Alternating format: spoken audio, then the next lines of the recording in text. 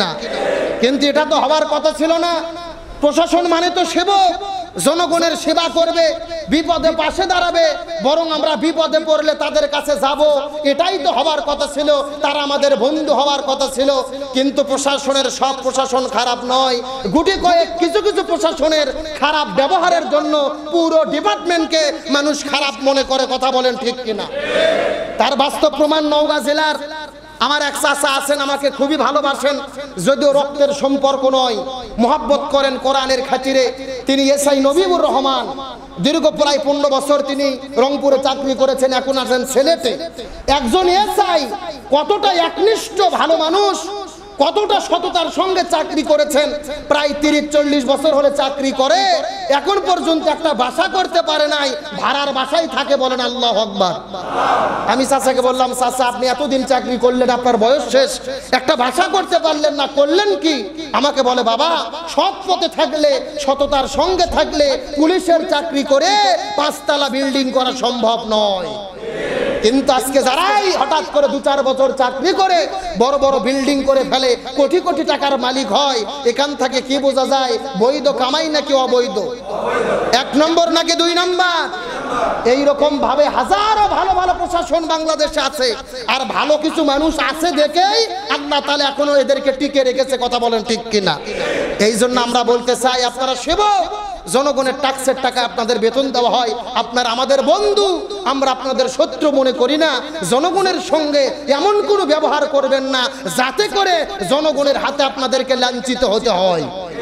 কথা বলে না কেন? তার কারণ হলো জনগণের মারের উপরে কোনো মার, আর আমাদের এলাকায় একটা কথা আছে, মারের উপরে কোনো ওষুধ। এই জন্য বলি, আমার দেশে যদি সুদ ঘুষ দুর্নীতি চাঁদাবাজি বন্ধ করতে হয়, প্রত্যেকটা মানুষকে আগে প্রকৃত পক্ষে কি হতে হবে? নামাজি হতে হবে। জোরে বলেন, কি হতে হবে? একজন প্রকৃত পক্ষে নামাজি ব্যক্তি সুদ খাইতে পারে, ঘুষ খাইতে পারে।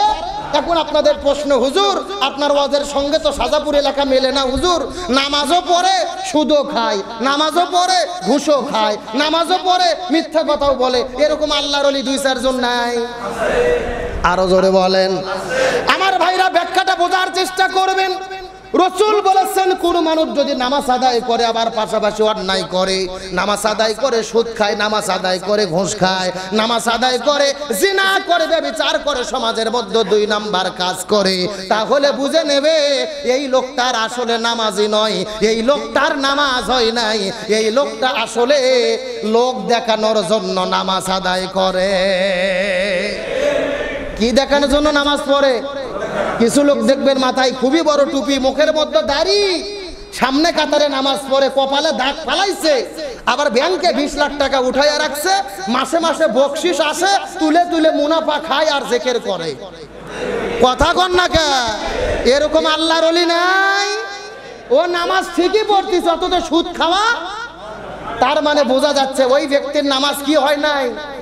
কবুল হয় নাই। প্রকৃত ব্যক্তি যারা নামাজি হবে তারা কখনো অন্যায় অপকর্ম করবে। আপনাদের মধ্যে একটা গুরুত্বপূর্ণ বিষয় উত্থাপন করতে চাই, যদিও বিষয়টি সাধারণ কিন্তু আমাদের জন্য হলো অসাধারণ।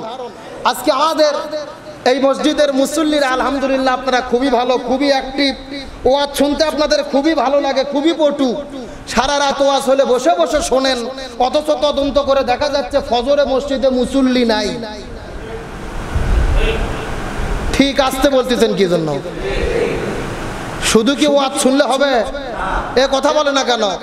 ওয়াজ তো শুরু হলে বলেন হুজুর চালান, হুজুর ফজর পর্যন্ত চালান, মানে যতক্ষণ ওয়াজ আছে ততক্ষণ আমরা আছি, নামাজের টাইম হলে আমরা।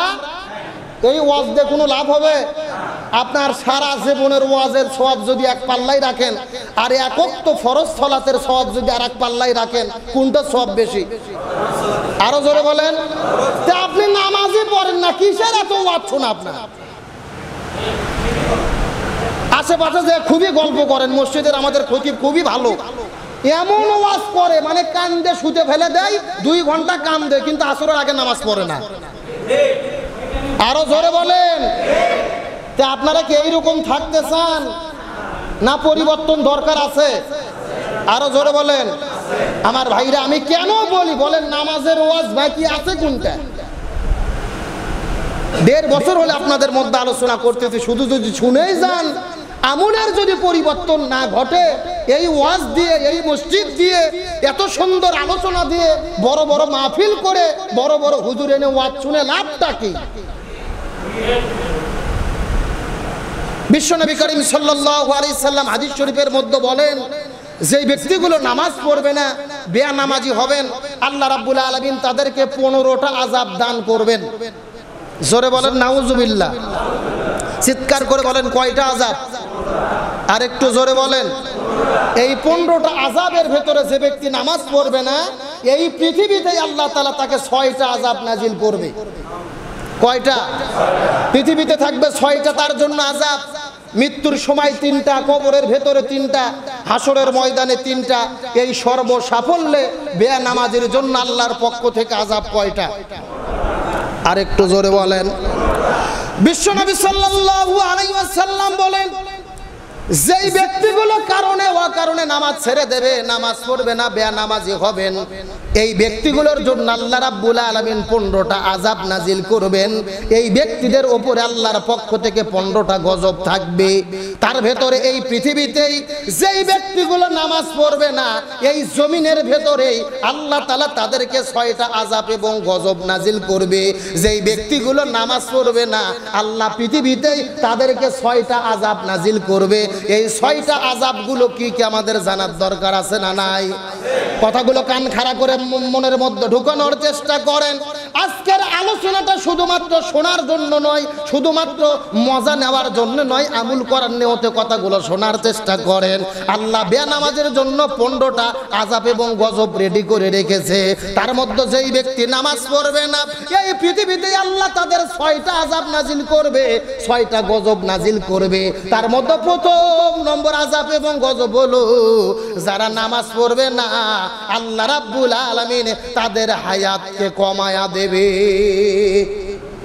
কি কমায়া দেবে? আরো জোরে বলেন। আগে আপনারা লক্ষ্য করে দেখেন, আজ থেকে 50 বছর আগে মানুষ কিন্তু মরতো কম, হঠাৎ করে মৃত্যু দেখা যেত না। ইদানিং 10 বছর হলে লক্ষ্য করে দেখা যায় হঠাৎ করে পরে আর মরে, পরে আর মরে, বাজারে যাইয়া মরে, রাস্তাঘাটে ঘুরতে ফিরতে মরে, স্ট্রোক করে মরে, সাথে সাথে মরে যায়। এই মানুষের মৃত্যু সংখ্যা বাড়ার অন্যতম কারণ হলো, রাসূল বলেন, যেই ব্যক্তিগুলো বেনামাজি হয়, নামাজ পড়ে না, এই ব্যক্তিদের হায়াতের মধ্যে কোনো বরকত থাকবে না। এই মানুষের হায়াত গুলোকে আল্লাহ তাআলা কমায়া দেবে। 1 নম্বর, বেনামাজির কি কমে যাবে? আরো জোরে বলেন। এখন আমি আপনাদেরকে জিজ্ঞাসা করি, বলেন তো দেখি, আমরা দীর্ঘদিন পৃথিবীতে বাঁচতে চাই কি চাই না? আরো জোরে বলেন। আমরা বাঁচার জন্য বড় বড় ডাক্তারের কাছে দৌড়াই, আমরা বাঁচার জন্য ভালো ভালো খাবার খাই, বাঁচার জন্য বড় বড় বিল্ডিং করি, বাঁচার জন্য বেশি বেশি টাকা পয়সা উপার্জন করি। অথচ রাসূল বলেন, বাঁচার জন্য তোমাদের দৌড়াদৌড়ি করার দরকার নাই। 5 ওয়াক্ত নামাজের সময় মসজিদে যেয়ে জামাতে নামাজ আদায় করো, আল্লাহকে সিজদা দাও, আল্লাহ তোমার পবিত্র হায়াতকে বৃদ্ধি করে দেবে। তাহলে বেনামাজির হায়াতকে কে কমায়া দেবে?